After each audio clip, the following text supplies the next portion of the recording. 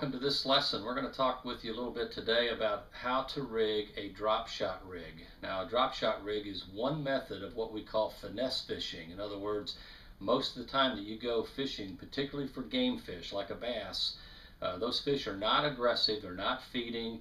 There are going to be many days when you can't trigger a strike with, say, a crankbait or a spinnerbait, something like that, and you got to slow everything down and you got to sort of tease that fish into striking your lure, and so we call that finesse fishing.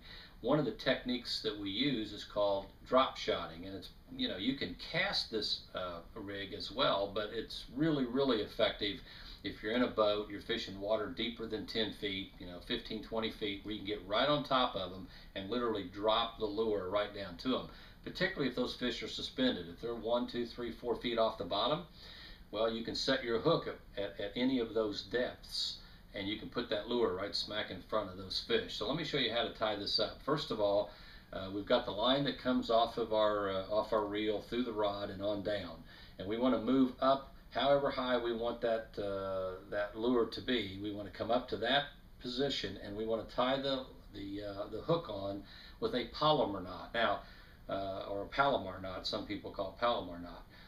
There are a variety of different hooks that you can use. I'm using just a straight, normal, small hook. You want sizes anywhere from 1 to 4. I believe this is a size 4. And you tie a Palomar knot. Now, the problem with that is that once you tie it, hopefully you can see that the hook in this case is actually upside down, kind of hanging at an angle. That's not going to be very effective for hooking fish. You want it to be up in a horizontal angle, where it'll hold your bait and give a better hook set opportunity for you. So how do you make it do that after you tie your Palomar knot? The answer is you take your tag in line, tag in meaning the short piece, not the piece going towards your reel, but the end piece, and you want to run that back through the eye, back down through the eye. Now here's what's critical. You must run it back down on the side of your hook point. In other words, you don't want to come in from the back side and go up. You don't want to turn your hook over and go down. You want to go down vertically through that eye on your hook, but do so on the same side as what your hook point is. When you do that, what happens now is that once you put a weight on there on the bottom, you can tell that hook's now laying horizontal with the hook in the upright position. Perfectly what you want it to do as far as increasing your hook setting capability.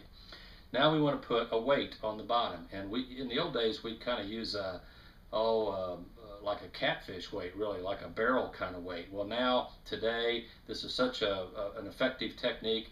You can buy everything you need designed specifically for drop shotting, even weights. Here's a round one, here's a cylinder one. We have what looks like a bell-shaped one, which it is, but it's not like the old catfish one. And the reason is they have a different eye on them now. Instead of having a round eye like that, now these specialty weights have a special, almost what I call a teardrop shape, and at the very top they narrow down really close, where you can then take your weight, run it through the eye, and cinch it up into where that narrows down, where that wire narrows down. Now that sinker will hang itself on there and not come off. Now, what that allows you to do is change weights, for example. If you change different depths, different lures, you need to change weight. You just pull that off, put a new weight on there. Some people tie a little overhand knot on the end of the tag line to help it not slip off, because it will slip off if you get caught, and to some extent that's good because it might save your whole rig. But a lot of people don't want to do that. You can get it off most of the time anyway. So one little tip would be to put a little overhand knot in the end of the tag line so it won't slip at all. But there's your basic rig. Now the distance between your hook and your weight, okay, ranges all over the board. It could be a foot, it could be 18 inches, it could be 3 foot or even more, but generally speaking it's 18 inches on up to about 2.5 to 3 feet would be probably the max for most of us in most fishing circumstances.